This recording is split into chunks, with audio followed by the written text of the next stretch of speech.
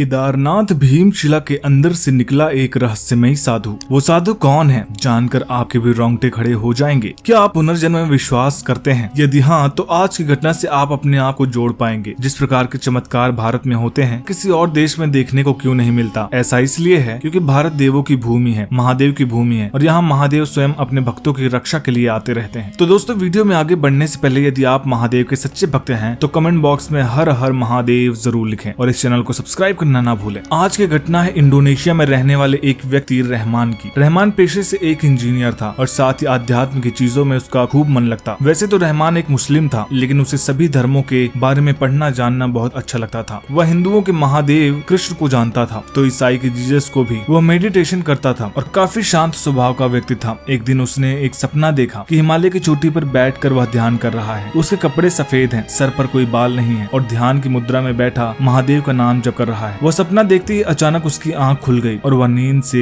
जग उठा। उसे लगा कि वह अध्यात्म की चीजों में ज्यादा डूबा रहता है, इसलिए शायद उसे इस प्रकार का सपना आया है। उसके बाद लगभग उसके साथ हर दिन कुछ न कुछ ऐसी घटनाएं होती रहती हैं, जिससे उसका संबंध महादेव के साथ जुड़ने लगा। कभी सपने में, कभी किसी के द्वारा उसे इस बात का एहसास होने लगा कि वह कोई आम आदमी नहीं है। रहमान ने तय किया कि अब वह भारत जाएगा और केदारनाथ में जाकर अपने इस सपने का पता लगाएगा। रहमान इंडोनेशिया से भारत पहुंचा। उत्तराखंड राज्य में पहुंचते ही उसे एक अलग ही एहसास होने लगा। वह वहां के साधु, अघोरी, संतों सबसे मिला और अपने सपने के बारे में बताया, पर किसी ने भी कोई खास ऐसी बात नहीं बताई कि जिससे उसकी बेचैनी शांत हो सके। अभी बाबा केदारनाथ के मंदिर के पास ही बैठा एक साधु ने उसे कहा कि तुम अपने सवाल का जवाब बाबा केदारनाथ के मंदिर में जाकर क्यों नहीं ढूंढ लेते? धर्म से एक मुस्लिम आखिर एक हिंदू के मंदिर में कैसे जा सकता है? लगातार यही बात रहीम के मन में चलने लगी। साधु ने कहा कि बाबा केदारनाथ धर्म या जाति देखकर अपने भक्तों से नहीं मिलते, बल्कि उनके अंदर महादेव के प्रति श्रद्धा देखकर मिलते हैं। रहीम यह बात सुनकर मंदिर के अंदर चला गया। मंदिर में जाते ही उसे एक अलग एहसास हुआ। उसे लगा कि कोई उसका नाम पुकार रहा है, पर जब उसने आसपास देखा तो उसे कोई नजर नहीं आया। रहीम को कुछ समझ नहीं आ रहा था कि वही बाबा केदारनाथ के मंदिर में ध्यान की मुद्रा में बैठ गया है और अपनी आंखें बंद कर ली है। जब रहीम की आंखें खुली तब करीबन 30 साल गुजर चुके थे। भीमशिला के अंदर वह सालों से तप कर रहा था। जब भीमशिला के अंदर से रहीम निकला तो लोग उसे देखकर चौंक गए। रहीम अब वो रहीम नहीं था जो 30 साल पहले यहाँ आया था। भीमशिला के अंदर से 30 सालों के बाद निकलने पर वो साधु बन चुके थे। उन्होंने अपनी पूरी कहानी सभी को बताई। उन्होंने बताया कि जिस रात वे बाबा केदारनाथ के मंदिर में अपने प्रश्नों का उत्तर ढूंढने गए थे, उस रात उनकी मुलाकात महादेव से हुई। उन्होंने स्वयं रहीम को दर्शन दिए थे और रहीम को उसके असली अस्तित्व की जानकारी दी। महादेव ने बताया कि पिछले जन्म में तुम एक साधु थे और बहुत ही ज्ञानी महात्मा थे, और इसी कारण तुम्हें अक्सर पिछले जन्म की बातें तुम्हारे सपनों के जरिए दिखाई देती हैं। पिछले जन्म में तुम इसी उम्र में एक सन्यासी बन चुके थे और इसलिए इस जन्म में तुम्हें उसी उम्र में सन्यासी बनने के ख्वाब आ रहे हैं। महादेव ने रहीम को उनकी शक्तियों का एहसास भी करवाया था और रहीम ने तय किया कि वो महादेव की तरह से ध्यान करेगा। महादेव के मंदिर में उसने ध्यान करना शुरू कर दिया था और ध्यान के ही माध्यम से वह भीमशिला के अंदर पहुंच गए। यह घटना सुनकर सभी चौंक गए और उस रहस्यमय साधु की बात सुनकर अपने जीवन को सार्थक करने लगे। महादेव की भक्ति ही है इतनी विशाल कि सभी इसमें डूब जाते हैं। कहते हैं कि पुनर्जन्म की बातें या घटनाएं अक्सर आपके साथ अगले जन्म में भी आती हैं। तभी हमें कभी किसी को देखकर ऐसा लगता है कि हमने इन्हें पहले कभी देखा है। ये कुछ और नहीं, पुनर्जन्म से जुड़ी हुई बातें हैं। आप इस बारे में आपका क्या मानना है हमें कमेंट बॉक्स में जरूर बताइएगा। वीडियो पसंद आई तो वीडियो को लाइक करिएगा, शेयर करिएगा और चैनल को सब्सक्राइब करना मत भूलिएगा। हर हर महादेव।